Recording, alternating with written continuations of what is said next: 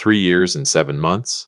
No call when I had the knee surgery in February and took a cab home from the hospital alone. No text at Christmas, not even one of those group messages people fire off to every contact they haven't thought about all year.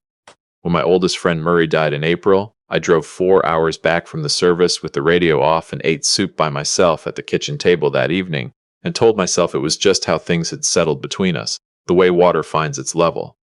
I'd built a life around the quiet, 30 years of pipe fitting in Fort McMurray, then retirement, then the cottage near Perry Sound I'd been promising myself since I was in my 40s. Georgian Bay 30 minutes north, a dock out back, a loon that showed up most mornings without fail, dependable in a way I'd stopped expecting from people. In September, I posted a few photos on Facebook, the dock at dusk, the canoe I'd repainted red over the summer, a sunrise over the tree line I caught at 6 in the morning, because I still can't sleep past 5, even after I stopped having anywhere to be. My sister told me the photos were getting attention. I told her that wasn't why I'd posted them. But someone saw them.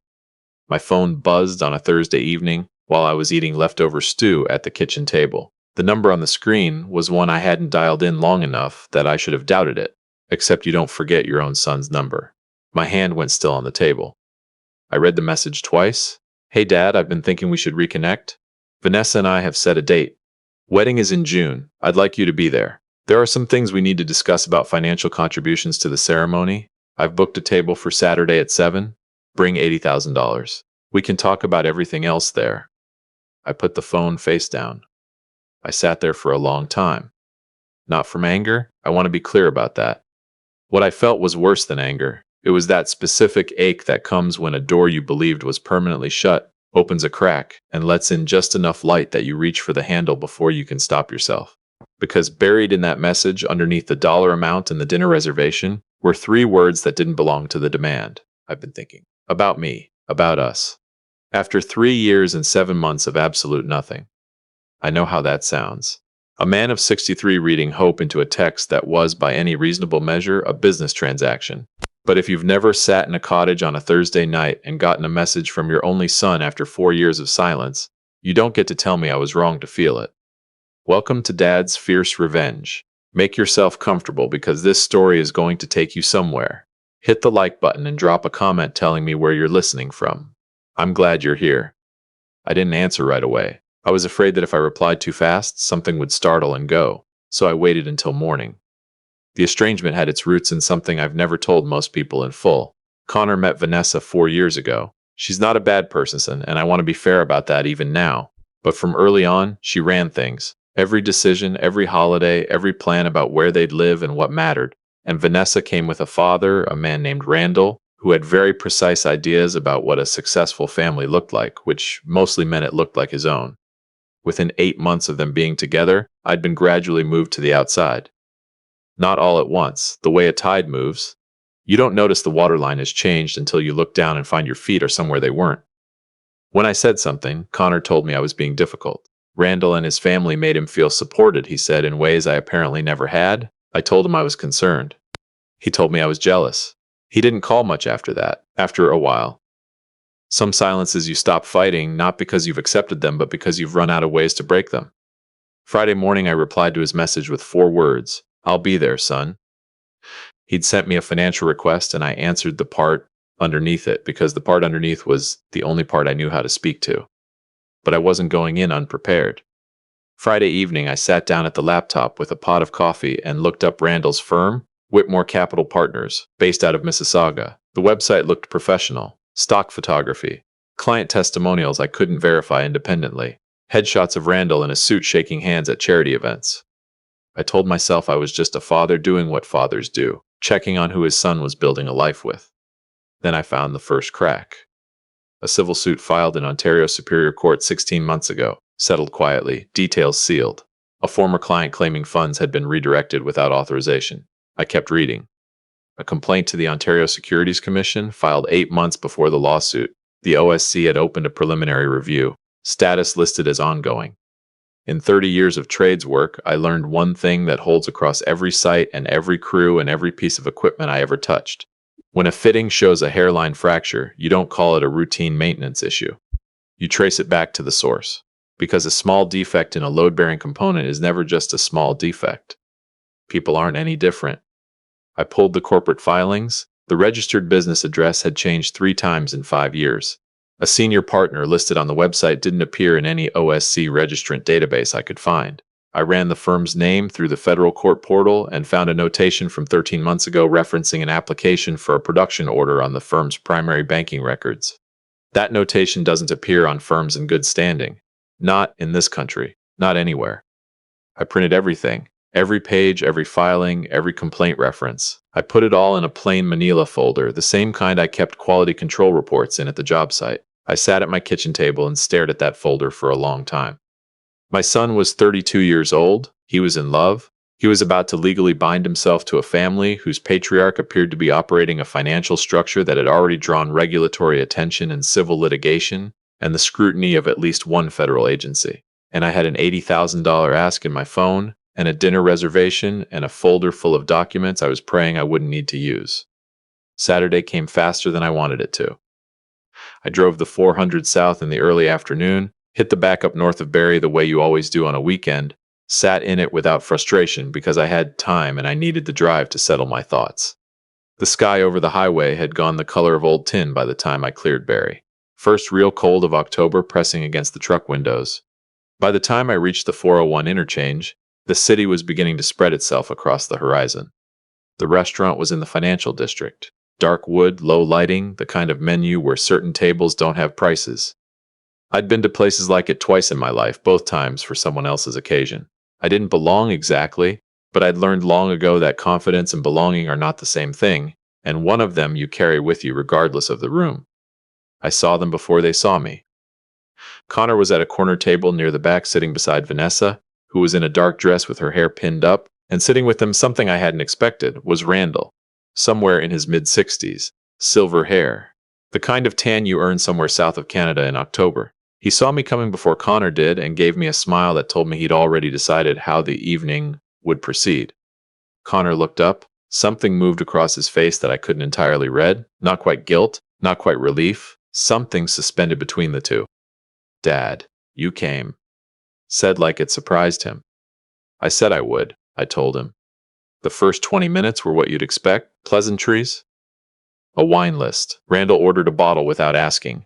Connor talked about their apartment in Liberty Village. Vanessa smiled at measured intervals and refilled her glass with the efficiency of someone who has decided the outcome in advance. Randall asked about my property, how many acres, what I'd paid, whether I'd had it appraised recently. The questions wore the clothing of small talk, but they were doing something else underneath. I answered without giving numbers. "Connor tells me you had a career in the trades," Randall said. "Fort McMurray, was it?" 30 years, I said. "Good honest work," he said in the tone people use when they mean it as a ceiling. Connor said nothing, sat with his wine and let his future father-in-law talk to his actual father, the way a senior partner talks to junior he's decided isn't quite worth his full attention. 20 minutes in, Vanessa reached into her bag and set a document on the table, sliding it across the cloth the way you'd pass someone a bill to review. Connor cleared his throat. "We wanted to make the arrangement official," he said. "Vanessa's family is contributing to the ceremony, and we feel it's fair for both families to participate equally. The document outlines the contribution amount, the payment schedule, and what it covers." I didn't pick it up. Randall leaned forward. His voice dropped into that warmer register, the one that's been refined specifically to sound like reason. "Look, I know this is a bit formal," he said, "but when family and finances are involved at the same time, it's better to be clear. No misunderstandings later. We're asking for your share of the venue and catering, $80,000. We cover the rest. In exchange, you have a formal role in the ceremony." He paused. "You walk your son down the aisle, essentially." He said it like he was handing me something valuable. Like access to my own son's wedding was a commodity with a price I should be grateful someone had taken the time to establish. I looked at Connor. He was looking at the table. "Connor," I said, "I need 5 minutes alone with you, please. Just the two of us. There's something in this folder I need you to see." Vanessa's eyes moved to Randall's in the kind of glance that's faster than speech. "Anything you need to say to my daughter's future husband," Randall said, settling back, "you can say in front of his family." "I am his family," I said quietly. I didn't look at Randall. I kept my eyes on my son. "Connor, 5 minutes. That's all I'm asking." A silence came down over the table. Connor looked at Vanessa. What she gave him back was not the look of a partner considering a question. It was the look of someone who had already decided the answer and was waiting for him to deliver it. "Dad," he said, and his voice had gone flat in a way I recognized. It was a borrowed flatness, not his own. "Whatever you need to say it here. We don't keep things from each other." 32 years. I thought about the February morning in Edmonton when he was born and it was -30 outside and the hospital windows were frosted solid. I thought about Saturday mornings teaching him to skate on the backyard rink, holding the back of his jacket so he wouldn't go down, and him telling me to let go, and me holding on just a little longer because I wasn't ready. Hockey tournaments in the dark at 5 in the morning, driving without complaint because I would have driven him anywhere. And here he was, 3 feet from me in a restaurant I couldn't afford on a Tuesday, looking at me like I was a complication in someone else's plan. "All right," I said. I reached under the table and set the manila folder in the center of the tablecloth, between the wine glasses and the document with my name on a signature line. "Everything you need to know about who you're going into business with is in that folder," I said. The same voice I'd used for 30 years when something was wrong and panic wasn't going to fix it. 2 civil suits. An OSC complaint still listed as active. Business addresses that trace to mailboxes when you look them up. A registered partner on the firm's website who doesn't appear in a single registrant database in this country. "Before you sign anything, Connor, you need to read every page in there." Nobody spoke. Somewhere behind us, soft piano continued playing music that was entirely wrong for the moment. I looked at Randall once, steady, long enough that he understood I meant every word and wasn't going to take them back. "I'm not signing," I said. "I'm not transferring a dollar, not today, not ever, not under these terms."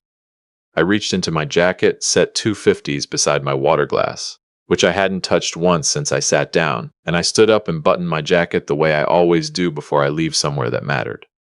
"Goodbye, son," I said, and I walked out.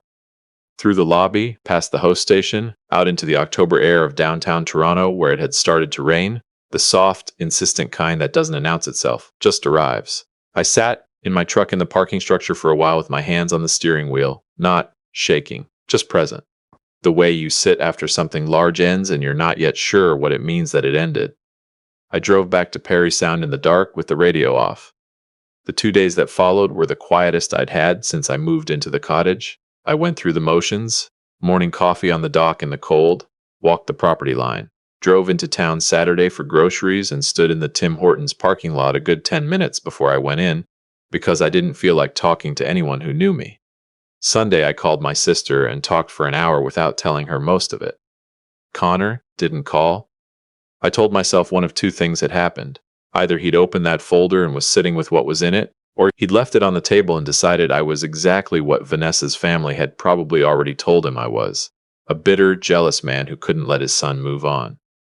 Monday evening I was in the living room with the local news on low volume, half reading, half watching the fire in the wood stove, when the anchor's voice changed pitch. That particular shift that happens when a story has real teeth in it. Developing tonight out of Mississauga. Federal investigators working alongside the Ontario Securities Commission have executed search warrants at the offices of Whitmore Capital Partners. The action is connected to a FinTrack referral and an active OSC enforcement file. The firm's principal is alleged to have misappropriated client funds in a scheme affecting an estimated 42 investors across the province. Losses are believed to total in the millions. I set down my coffee mug slowly, like moving too fast might wake me up. They cut to footage shot on a cell phone from outside the office tower. Investigators in dark jackets carrying banker boxes through a lobby. A woman in the parking lot, a client presumably, speaking to a reporter with one hand covering her mouth. Then the anchor added that the principal of the firm had been taken in for questioning at 3:15 that afternoon at a private club in Mississauga. I turned off the television. I sat in the dark for a long time, fire settling down to coals, the bay night coming in from every direction, quiet and complete. I didn't feel what people might expect. No satisfaction, no sense of vindication. What I felt was tired the way you feel tired after a surgery. The thing that needed to come out is out, but the work of recovering is still entirely ahead of you. I'd known since I walked out of that restaurant what was coming. When everything a person has built collapses fast enough, they reach for whatever is still standing. Randall was gone. Vanessa had her own legal situation to navigate. The wedding was gone. The version of life Connor had believed he was stepping into had dissolved in a single afternoon. And I was the only one left who wasn't going anywhere. The knock came Wednesday night. 4 solid knocks, a pause, then 3 more. The second set, slightly more desperate than the first. I'd know that rhythm anywhere. He used to knock on my bedroom door exactly like that when he was 11 and couldn't sleep. I opened the door. He was on the porch in a jacket that wasn't warm enough for cottage country in October. He looked like he hadn't slept in 2 days, because he probably hadn't. His face had that particular quality of someone who has cried past the point where crying helps and is now just continuing out of habit. "Dad," he said. And then you knew. You sat there with it all in that folder and you barely said anything. Why didn't you make me listen? Why didn't you? I stepped out onto the porch and pulled the door mostly closed behind me. The cold came in from the water. We stood in it. "I was 3 feet from you," I said.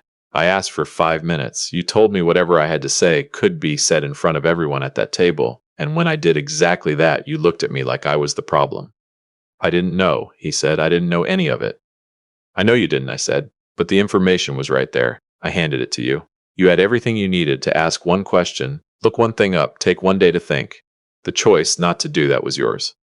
He pressed his palms flat over his face. Out on the bay, the loon called once, the sound carrying further than it should in the cold. "Vanessa won't return my calls," he said. "Her mother says she needs space to deal with her family situation."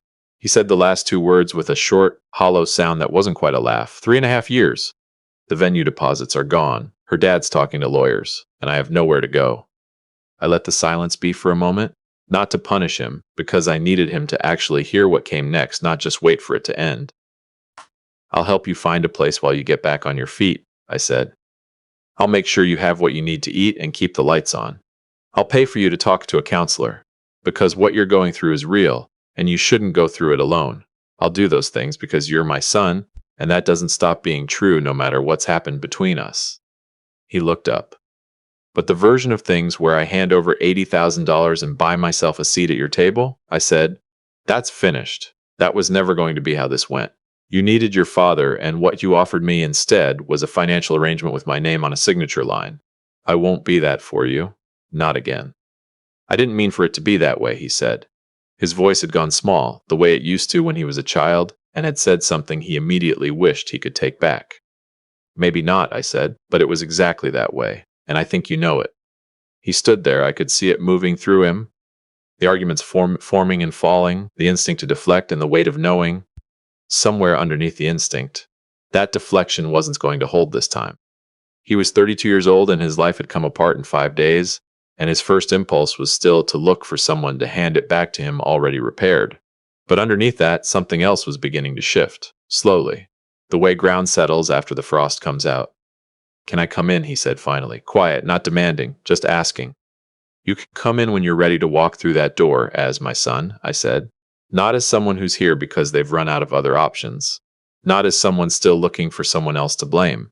My door has never been closed to you. But I won't pretend we're fine when we're not, and I won't let you pretend either." I reached out and put one hand briefly on his shoulder, just for a moment, the way I used to when he was 6 years old and afraid of something, and needed to know I wasn't going anywhere. Then I went back inside. I didn't slam the door, I didn't close it hard. I closed it the way you close a door when you mean what it represents, a limit, not a rejection, a line, not a wall. I stood on the other side of it and listened. After a long moment, I heard his footsteps cross the porch boards, heard him go down the steps, his car door, the engine turning over, the headlights cutting across the front of the cottage as he backed out and drove through the trees toward the road. I went to the window and watched until the lights were gone. The loon called one more time from out on the water, far off, patient, like it had all the time in the world and no particular need to be anywhere else. I picked up my coffee, which had gone cold, and I drank it anyway. Stood there in the quiet of the cottage while the wood stove coals gave off their last heat, Georgian Bay pressing in from all sides, dark and wide and indifferent, and mine. I don't know what comes next between Connor and me. I genuinely don't. Some things that break take a long time to mend, and some of them take longer than you have. And after 63 years, I've learned that knowing the difference isn't always possible from where you're standing.